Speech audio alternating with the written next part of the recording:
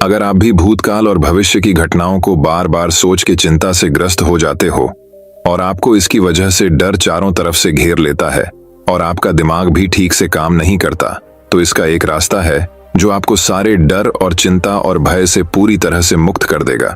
एक ऐसा प्राचीन रहस्य जो आज के इस वीडियो में हम आपको कहानियों के माध्यम से बताएंगे। तो बिना देर किए चलिए उन कहानियों की शुरुआत करते हैं। पहली कहानी दोस्तों, ये कहानी है एक लड़के की जो गांव में रहता था। वह लड़का अपनी पुरानी यादों को ना भूल पाने की वजह से परेशान था, क्योंकि एक ही बात को बार बार सोचता रहता था। अगर उस लड़के को कोई कुछ कह देता या फिर उसके साथ कुछ थोड़ा सा भी गलत हो जाता तो वह बस उसी एक घटना के बारे में पूरे दिन सोचता रहता था। वही बात उसके दिमाग में हर समय घूमती रहती थी। फिर वह या तो अपने साथ हुई किसी बुरी घटना के लिए अपनी किस्मत को कोसता रहता या फिर अपने मन में उस इंसान से बदला लेने के ख्याली पुलाव बनाता रहता था।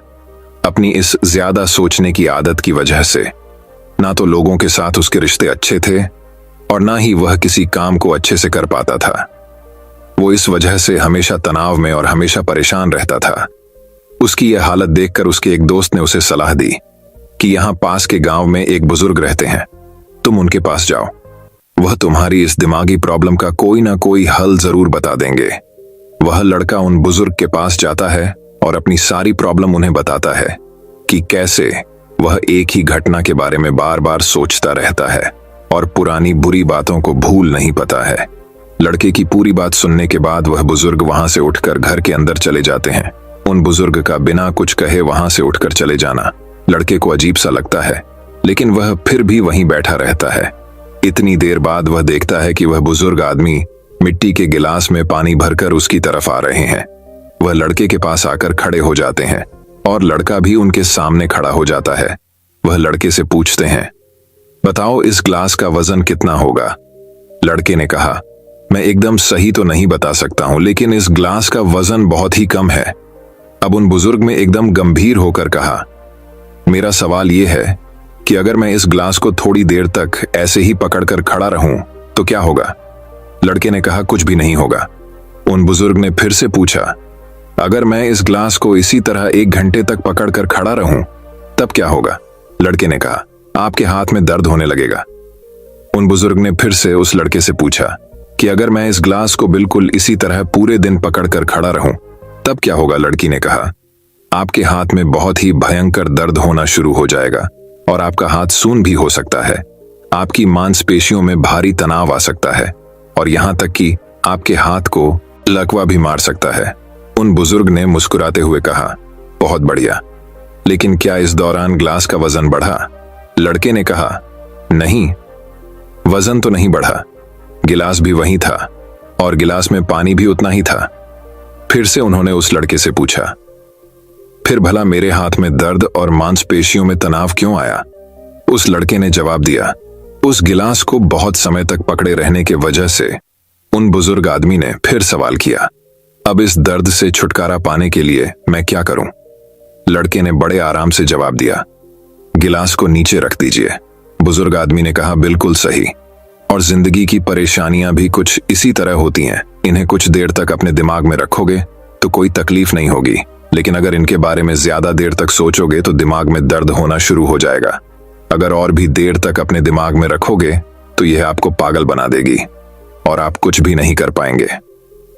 उन बुजुर्ग ने उस लड़के की तरफ इशारा करके कहा, जिंदगी के पिछले गलतियां और घटनाओं के बारे में सोचना जरूरी है, लेकिन उससे भी ज्यादा जरूरी है उनसे सीख कर आगे बढ़ना। अगर तुम एक ही बात को पकड़कर बैठे रहते हो तो ठीक उसे गिलास की तरह यह भी तुम्हारी जिंदगी में दर्द पैदा कर देगी। अगर तुम आज अपने अतीत को लेकर बैठे रहते हो तो अतीत के बारे में सोचते रहने से अभी का आज तुम्हारे हाथ से निकल जाएगा और फिर तुम फ्यूचर में इसके लिए भी पछताओगे। बेहतर यही है कि पुरानी बातों और घटनाओं से सीखकर उन्हें वहीं भूल जाओ और जिंदगी में आगे बढ़ो। तो दोस्तों, चलिए अब हमारी दूसरी कहानी की शुरुआत करते हैं। दूसरी कहानी, खुद पर यकीन। एक समय की बात है, एक आदमी ने 2 बिल्डिंग के बीच में एक रस्सी बांधी और वह दोनों बिल्डिंग बहुत ऊंची थी। रस्सी बांधने के बाद उस आदमी ने उस रस्सी के ऊपर कदम रखा और रस्सी पर चलने लगा। नीचे खड़े सारे लोग उस आदमी को देखने लगे और वहां पर काफी सारी भीड़ जमा हो गई। वह आदमी धीरे धीरे करके उस रस्सी पर चल रहा था और सारे लोग उस आदमी को इस तरह देख रहे थे मानो कब वह नीचे गिर जाए। उस आदमी ने आधा रास्ता पार कर लिया, तभी उसका बैलेंस बिगड़ गया। सारे लोगों को यह लगा कि वह नीचे गिरने वाला है, लेकिन वह संभल गया। उस आदमी ने अपना रास्ता कंप्लीट किया और जब वह नीचे उतरा तो सारे लोग तालियां बजा रहे थे, चिल्ला रहे थे और सीटी बजा रहे थे। वह आदमी फिर से उस बिल्डिंग पर चला और इस बार उसने अपने बेटे को अपने कंधे पर बिठाया और फिर से उस दो बिल्डिंग के बीच में बंधी हुई रस्सी पर चलने लगा। उसके बेटे ने उसको कसकर पकड़ लिया और अब तो सारे लोग बड़े ही हैरानी से उसे देख रहे थे। वह आदमी जैसे जैसे उस रस्सी पर कदम रख रहा था, वैसे वैसे लोगों की धड़कनें तेज हो रही थी, लेकिन इस बार भी उस आदमी ने अच्छे से उस रस्सी को पार कर लिया। जब वह नीचे आया तो उसने माइक लेकर पब्लिक की तरफ देखकर कहा, क्या आप लोगों को विश्वास है कि मैं यह फिर से कर सकता हूं? पब्लिक ने बड़ी जोश में हाँ कहा। उस आदमी ने फिर से पब्लिक की तरफ देखकर कहा, क्या आपको पूरा यकीन है कि मैं ये कर सकता हूं? और सारी पब्लिक ने फिर से हाँ कहा। उस आदमी ने कहा, तो फिर लाइए, मुझे आपका बच्चा दीजिए। तभी सारी पब्लिक शांत हो गई। उस आदमी ने कहा, जिस तरह मैंने अपने बच्चों को कंधे पर बिठाकर यह रस्सी पर किया, उसी तरह मैं आपके बच्चे को बिठाकर यह रस्सी पार करूंगा। क्या आपको यकीन है? इस बार पब्लिक में से किसी की आवाज नहीं आई, सारी पब्लिक शांत खड़ी थी। तभी उस आदमी ने कहा, अभी तो आपको मुझ पर पूरा विश्वास था, हिमेश रस्सी को पार कर सकता हूं कि मैं इस रस्सी को पार कर सकता हूं, लेकिन अभी किसी को भी मुझ पर विश्वास नहीं है। दोस्तों, इस कहानी से हमें यह सीख मिलती है कि हमें जितना विश्वास दूसरों पर होता है, उतना ही विश्वास हमें खुद पर भी करना चाहिए। हमें उतना ही विश्वास खुद पर रखना चाहिए। आप दुनिया से पीछे इसीलिए है क्योंकि आप दूसरों को देखकर पूरे विश्वास के साथ यह कहते हैं कि वह कर सकता है, लेकिन आप कभी यह नहीं कहते कि मैं क्यों नहीं कर सकता। यही वजह है कि लोग आपसे इतने आगे निकल रहे हैं और आप वहीं खड़े रहकर देख रहे हैं। ऐसे ही आप भी अपने क्लास के टॉपर को आप देखते होंगे और कहते होंगे कि वह टॉप कर सकता है। मैं आपसे पूछना चाहता हूं कि आप क्यों नहीं टॉप कर सकते? अगर आप आज मन लगाकर पढ़ोगे तो कल को आपको नौकरी ढूंढने के लिए कहीं भटकना नहीं पड़ेगा। लेकिन अगर आज आपने मौज मस्ती में और सोशल मीडिया में अपना वक्त गुजार दिया, तो फिर जो आने वाला वक्त है उसमें आपको धक्के खाना पड़ेगा। खुद पर विश्वास रखो और मेहनत करते जाओ, क्योंकि बगैर मेहनत का कोई फल नहीं है। तो दोस्तों, चलिए अब हमारी तीसरी कहानी की शुरुआत करते हैं। तीसरी कहानी, बुरा वक्त। यह है एक राजा के बारे में जिसकी राज्य बहुत छोटी थी और सैनिक भी। चलिए पढ़ते हैं कि वो राजा किस तरह अपने राज्य को बचाता है। एक वक्त की बात है, एक राजा था और उस राजा का राज्य बहुत छोटा था और उस राजा के पास ज्यादा सिपाही भी नहीं थे। उसे हर वक्त यह डर रहता है कि कब किधर से कोई उसके राज्य पर हमला कर दे। एक बार और आज जंगल के रास्ते से अपने महल की तरफ जा रहा था, तभी जंगल में उसे एक बड़े से पेड़ के नीचे एक बुजुर्ग बैठे हुए दिखते हैं जो बहुत ही ज्ञानी थे और सारे गांव वाले उन्हें से हर चीज की राय लेते थे। राजा अपने घोड़े से उतरकर उन बुजुर्ग आदमी के पास जाता है और उनसे कहता है कि आप मुझे कोई ऐसा ताबीज दे दीजिए जो मुझे बुरे वक्त से बचा कर रखे। ये सुनने के बाद उन बुजुर्ग आदमी ने राजा की तरफ मुस्कुराते हुए देखा और कहा कि मैं तुम्हें कोई ऐसा ताबीज या कोई ऐसी चीज नहीं दे सकता हूं जो तुम्हें बुरे वक्त से बचा कर रखे, लेकिन मैं तुम्हें एक ऐसा ताबीज दे सकता हूं कि जब तुम पर कोई मुसीबत या बुरा वक्त आ जाए तो ताबीज को खोलने के बाद वह ताबीज तुम्हें उस मुसीबत से लड़ने में मदद कर सकता है। लेकिन याद रखना, इस ताबीज को तभी खोलना जब तुम पर चारों तरफ से मुसीबत आ चुकी हो, तुम्हारा समय बहुत खराब चल रहा हो और तुम्हारे लिए सारे दरवाजे बंद हो चुके हों। तब तुम उस ताबीज को खोलना, तुम्हें उस मुसीबत से लड़ने की हिम्मत मिल जाएगी। राजा उस ताबीज को लेकर वहां से चला गया। कुछ समय बीतने के बाद उस राजा के राज्य पर कुछ लोगों ने हमला कर दिया और राजा को पता था कि यह उसके साथ एक दिन जरूर होगा। राजा ने अपने सैनिकों को तैयार किया, लेकिन उसे राजा के पास ज्यादा सैनिक नहीं थे और इसीलिए वह यह जंग हार गया। लेकिन किसी तरह राजा एक घोड़े में बैठकर वहां से अपनी जान बचाकर निकल गया और वह जंगल के अंदर एक गुफा में जाकर छुप गया। लेकिन उसका पीछा करते करते कुछ सैनिक भी उसके पीछे आ गए। अब वह राजा गुफा के अंदर छुपा हुआ था और उसे सैनिकों के कदमों की आवाज आ रही थी। अब उस राजा के पास कुछ भी नहीं बचा था, सब कुछ खत्म हो चुका था। तभी उसे उन बुजुर्ग का दिया हुआ ताबीज अपने गले में नजर आता है। उसने बड़ी ही उम्मीद के साथ उस ताबीज को खोलकर देखा। उस ताबीज के अंदर उसे एक चिट्ठी देखी जिस पर लिखा हुआ था, यह वक्त भी गुजर जाएगा। यह पढ़कर राजा को कुछ समझ नहीं आया, और जब उसने फिर से उसे लाइन को ध्यान से पढ़ा और उसे समझा तो राजा के चेहरे पर एक मुस्कान आ गई, मान लो उसे कोई सहारा मिल गया हो। और फिर उस राजा ने एक गहरी सांस ली और उसने उन सैनिकों का मुकाबला किया और वहां से बच निकला, और दूसरे मुल्क में जाकर फिर से उसे राजा ने अपनी सल्तनत कायम की। दोस्तों, कहने को तो ये बहुत ही छोटी लाइन है कि यह वक्त भी गुजर जाएगा, लेकिन इसके अंदर बहुत ही डीप मीनिंग छुपा हुआ है।